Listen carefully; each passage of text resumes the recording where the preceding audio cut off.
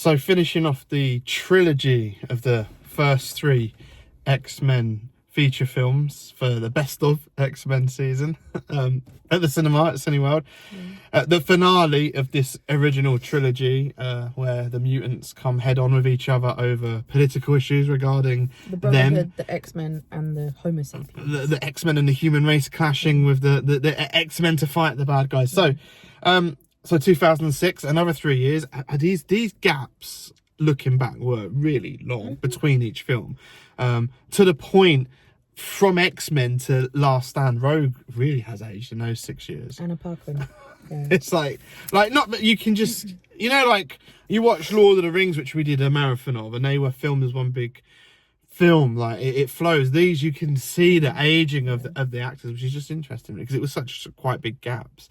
But getting onto it, I just want to say that I know this film isn't overly popular and gets a lot of hate, but watching it how I've just done it, it's I don't think it deserves quite the amount of hate it gets. It's not the worst film out there.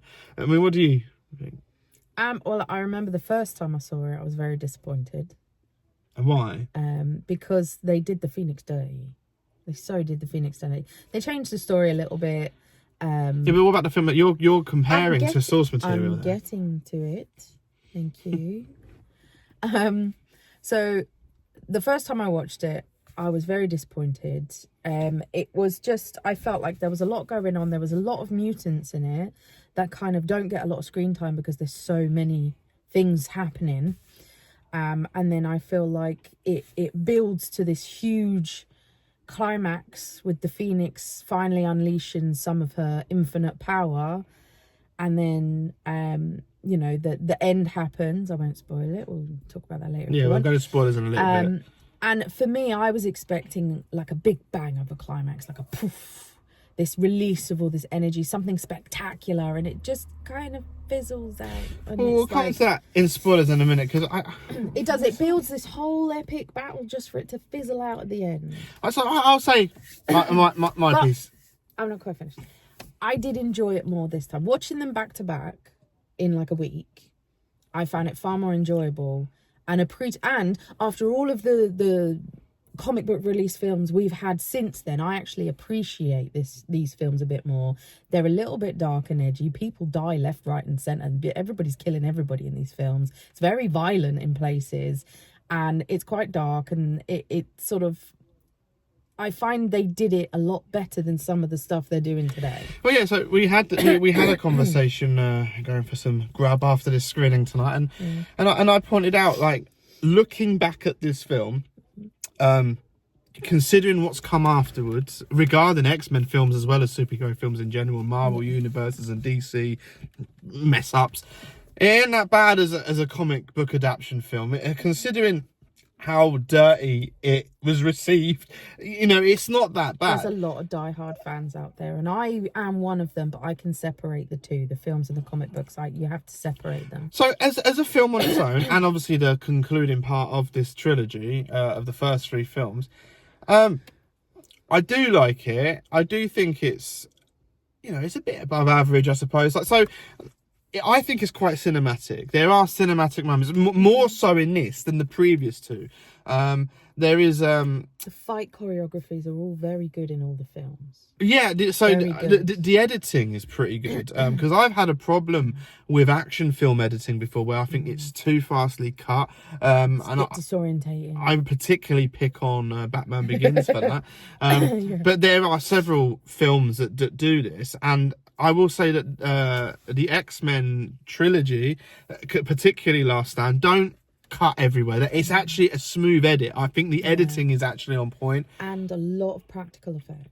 There is CGI, but they try to do as much as they can practically. So the effects are quite good on it. There isn't any really bad crap CGI. The CGI works for me, and I'm not a big fan of CGI, but I feel like it's done. It's an enhancement rather than oh my god, what was that? Yeah, the balance in this one, like the balance of CGI with practical effects works well, and it even years later going back to it, it doesn't look bad or dated. It's not cringy or corny or cheesy, apart from there's one little bit I'm going to get to about that, but in overall it's not. I do think it's actually got a very strong storyline, which is why I think this film is quite good and a bit above average. The trilogy as a whole works, but this particular one really does focus on it's a very, I mean, a lot of films have political undertones, but a film that is a 12A comic book adaptation kind of heavy, family movie has a very heavy story that works and is important and is controversial in a way and a very good talking point. So obviously there is a lot of metaphors in this film, and there is a lot of subtext, and it's definitely, you know, it's war related because Magneto comes as a prisoner of war anyway, so there is a war reference going on. Morality, ethics, society, politics, race. It does a bit of everything. And it's more relevant than ever. Yeah. Ironically, that film is more relevant than ever right now, and you have to be careful what you say with opinions on controversial stuff, but my point is that it tells me I like a film that challenges me, where I've always said this, and I'm not even joking, Magneto isn't like the ultimate villain. He's actually he's almost justified. He's made bad decisions and he does bad things, but like even this film I can understand, like literally there is a storyline in this film where they want to just eradicate mutants, but they just want to take their abilities away. They want to cure them. Now I'm going to be a bit controversial here, but that in the world we live in, you can look at that as conversion therapy for eugenics. But it come to mind when they were saying like it's a disease we want to cure you. It did remind me of that, which I know it is intentional in this film. It's going, you know, there are people in this world that want to be themselves but are forced to change, which is what this film is saying, that they're trying. And I like the political undertone where they're trying to say it's free will and your choice, but it's not. We know that. And Magneto's right. Into a corner. So Magneto's right that he knows that, you know, this isn't going to be free will. They're going to force this on to you. So, which means, in a way, he's not a complete villain there. He goes about it wrong. They do. That is partly because of Magneto, though. But you know, that's, you know, he's a very dangerous mutant. His own journey backfires on him, and he creates more of a problem. But the point I'm trying to get to is the characters are complex, which I really appreciate and like. For a film that could be a simple entertainment, slap it out there for some bums on seats, it's more. There is complex. More. It's not black and white. I know filmmakers and film lovers and cinephiles out there that sometimes will write a film like the X-Men franchise off because it's not pure cinema. I'm not saying this is a cinematic masterpiece, but it is worthy of being more than just, it's just one of those superhero films, bums on seats. It is more. It's quite an intellectual film. It does have its... I mean, that's one of many like little subplots as well. What's going on? You know, there's also a lot of emotional relationship things in this film and love triangles. And as I say, I know a lot of other superhero films have done this, but I do think this one does it better than a lot of others, actually, especially more recent entries. Wolverine is also a show stealer again of the whole trilogy, to be honest. I do feel he's a bit more balanced in this one. Yeah, so he's still phenomenal. Like a problem I had with X2 is I said the characters were not overly spread out well. I will say I think Last Stand, for pacing and characters, yes, it's a bit more equal. There is more fair share to an extent. Cyclops is beyond elbowed out in this one. It's worse than X2. I will get to that in maybe spoilers. But Cyclops, when you look at the whole trilogy, he really got done dirty on that, looking back at it. He's my least favourite X-Men, so that's fine. And Professor X was also a little bit elbowed out, which is strange considering he's also one of the face of the X-Men, and that was to be honest, that was for dramatic effect. I'm gonna go into spoilers in a minute, but just summing it up, like, yes, there was some shocking moments really looking back, and some brave, bold decisions that were quite risky for fans of the source material and people that just follow those films. There was some really risky decisions made regarding characters, but before I move on to spoilers, I just want to say that the cheesy, cringy bit Yeah, that gripe my gears is Juggernaut. Vinnie Jones' Juggernaut is Oh, come on, he's ridiculous. fun. Like, He's fun. I like the character of Juggernaut, but Vinnie Jones does not do that justice. I'm sorry. He was that. I liked him as That's one of the elements that brings the film down a little bit. He only has like 3 lines. And it's the performance. The performance of the Juggernaut is pretty bad. How is it bad? It's a giant, indestructible force of nature that just headbutts through walls. Was not a good. Yeah, and you know what? What should be an easy performance was not executed well at all. So, Really? and considering other people shone in this, I can't say it's down to bad directing. I think that's down to bad acting. He may not be the best character, but I think he's fun. The character's fine. It's the execution of the character that's. Well, not maybe good. that's on the director. And it's not to do because the rest of the cast are fine. Everything's fine. The acting is bad. Or is it just because he has an English accent? Oh no, I'm English. I have an English accent. I'm not Yeah, but bothered it about always that. stands out in an American film when someone has an English accent. When you talk like an idiot, it does, and that's what he was doing. That's so. how Vinnie Jones talks. It just didn't work in this. You know, you can't put the character he played in Snatch and Lock, Stock into X-Men. It don't work, and that's literally what's happened. And that doesn't work. That's the problem. There's no acting. He's just playing Vinnie Jones from Lock, Stock and Snatch What was his in character's X-Men name? and Bullet What's his Tooth character's Tony. name? Bullet Tooth Tony. Yeah. It's like I'm watching, and we recently saw Snatch at the cinema on an anniversary special screening, and that was just like, well, that's Bullet Tooth Tony is with a helmet on, running through the wall. You always pick on the weirdest things. But that bother I'm you. not the only one. I know people do find that a weak area.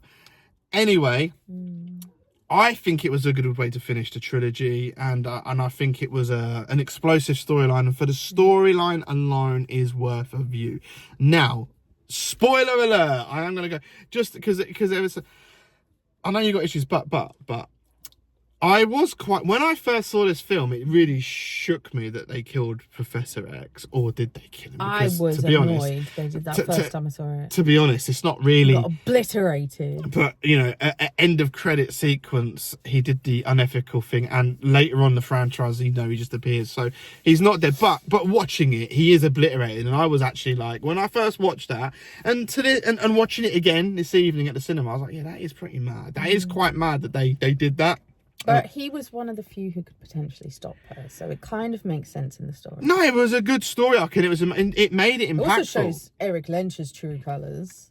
It made it impactful, but yeah, that was it. And it's not a major problem, but again, I was very, very shocked that Cyclops literally at the beginning of the film is off, and maybe that was too much, though, because Cyclops is part of the team, is an X-Men, and killing him's one thing, but doing it so quick without him even really participating in any No, I was fine with that. kind of action scene. I know you're not a fan, but I thought that was It's nothing against the actor. I just don't like Cyclops as a character. maybe as a critique, maybe there should have been a bit of a showdown between them, just to have something. I felt like he was very thrown away. He was a throwaway character, and he shouldn't have been, because it is Cyclops. He is a main X-Men, but what was just thrown off like with no fault and care. That was so that is a little criticism there with that. And I thought the ending was quite strong. I thought it was very emotional, sad that Wolverine has to Emotionally strong, yeah. to kill a love interest. And I mean, luckily he's got his adamantium metal skeleton there, because And his regeneration powers. but and I don't have a problem, but if she's that powerful, then that should obliterate his regeneration. I knew you were going to bring this up, and I have an answer for that. Is adamantium, luckily, the unalived skeleton is It's still not just that. indestructible. Jean Grey is split into 2 characters. I know she has love for him and the Jean side. She also wanted him to kill her because she did not want this. It was the Phoenix that was taking control. I do get So that. part of it was she wasn't using the full force of her powers. I do on get him. that. I do The get Phoenix that. wanted to stop him, but Jean Grey didn't. She wanted to be stopped. I do get it, but Jean is a good person. and there are shots that are quite good. I mean, any excuse to get his shirt off, right? When they obliterate his clothes. please. But, he is like... Yeah, like there are shots which is cool, but it's like where it's blown off so much, it's just his skeleton. You I mean, see all the there metal, isn't much to regenerate from when he was that gone. It like he does go, you know. That is some regeneration going on there. He's got quick regeneration. Quick, It he is was a quick. skeleton at Yeah. one point when he's walking The through. guy's been shot, stabbed, poisoned, everything. He can regenerate from anything. But this is where like she's, you know, she's a level 5 mutant and extreme. He's adamantium, and they still underplayed but her. what is more powerful? They say it's indestructible adamantium, but then she's also invincible power. Where technically could she not break the adamantium? You know, I think she could, with enough force, she could, instead of destroying it, she could manipulate it into its like basic particle, because that's what part of her power is. She obliterates things into like particles and she atoms. could heat it up and make it into that liquid. I'm like- sure she could do something, but I think part of it is that she wanted him to get to her. But that's where I get frustrated with this film, because I do feel like this being who contains all this power should have had a big bang moment. When he kills her, I feel like there should have been, even if it was just a release of energy. But she contained it because a big bang would have probably All that annihilated Logan. He would have been annihilated. Well, no, because he's pretty much indestructible. Well, not if it's Pretty like not if we just said it You know, like like, destroys everything. I'm not talking about like an explosion. I'm talking about a release of energy, like a shockwave, maybe. Well, that kind of happened. Not really. It just kind of stops. And it's like all of that built up energy has to go somewhere. It does. It just does. It's out there. Laws of relativity. It has to It's go out somewhere. there. You think that's a nitpick? It is a nitpick, and it did annoy me. But also because as well, you know, they changed the story of the Phoenix, and she's supposed to be like crazy powerful, She was crazy galactical powerful. being, but She they made was it crazy powerful. an alternate personality. Even instead. Magneto is like, you know, He messed what up, have I done? yeah. But I will say he's awesome when he moves the bridge. That's a really cool scene, and that is cinematic. That was a very big screen experience, and you know that was The really most cool. amount of force you see him use with his powers. And- That's quite something. I do feel like there was an easier way to do that. I like to see that he wasn't completely had his powers taken. That The bit at the end. the again, insemination. they've rushed this vaccine and they hadn't realised that it's It a may temporary. not be permanent. You know, yeah. that ending was enough to show. Do you know what? It's coming back. It took Yeah. his powers temporary, but Maybe suppressed him. that's going to come back because he's such a strong to be reckoned with. Yeah, so that was cool. It was a cool film. It was. You know what? I don't think it deserves the hate it gets, and I you know. It was fun to see it again. And I do think it's a very good story. I mean, also Beast Hank is quite funny. You know, if only Kelsey Grammer is brilliant. if as only the Beast. if only all politicians knew when to roll their sleeves up and fight dirty. Eh? But his, Which they make a his joke fight about. sequence though was so good. It was so like I just really enjoyed that. I do like the politics of like, yeah, Yeah. you know what, He's the like, right. oh, you know what I mean. The You right, get the right point." thing is sometimes you just have to go in there and give him a Yeah. punch. So, you know, politicians take note. He knows what he's But talking also about. as well because as soon as he found out they weaponized that cure, he immediately quit his job. Was like, I did not sign up for this. And he also has very strong morals. He's a very intelligent character in this. Also, the mutant kid they're protecting that takes Leech. the powers away. The interesting thing about that is when he's like, "Hi, I'm coming to school." Well, he's about to cause a lot of problems for everyone to lose their powers when they're sat in the classroom. Well, do you know what I was thinking? He's kind What of, happens if he stands next to someone like Logan? well, he's like, Because Logan is kind of reliant on his regenerative powers to not drop dead. well, only if he's getting. Can you imagine being a normal person with an adamantium skeleton? You'd literally keel over from the weight of it alone. Because he's a lot stronger and faster than the average person. He's been carrying that for a while. Like, Again, you're digging deep. I know, but I was thinking this boy at this school, there's got to be problems. A little bit overthinking. I was just Some in people general. may not be able to survive without their powers. That's why you need Professor X to come back and control his powers. Yeah, which he does just appear without warning and no story. So. We'll see, because we are skipping the odd one. It's a strange They're season. not playing Dark Phoenix, which has annoyed me. There's too many X-Men films. I have done marathon in the past, but we will be back next week with more X-Men talk. But not the worst. I would even maybe say I I very much enjoyed I this series, controversially may have enjoyed this one more than the other two. At Last Stand, I think I actually enjoyed It's it very most. action-packed. There's a lot going on. Yeah, the more I'm thinking about It's it. the Michael Bay of the X-Men trilogy. Oh yeah, it's got me that excited. I would honestly say the more I am thinking about it, I actually do believe that the trilogy ends with the best one. So, you know, let me know what you think. I'm sure a lot of people disagree, but X. 3.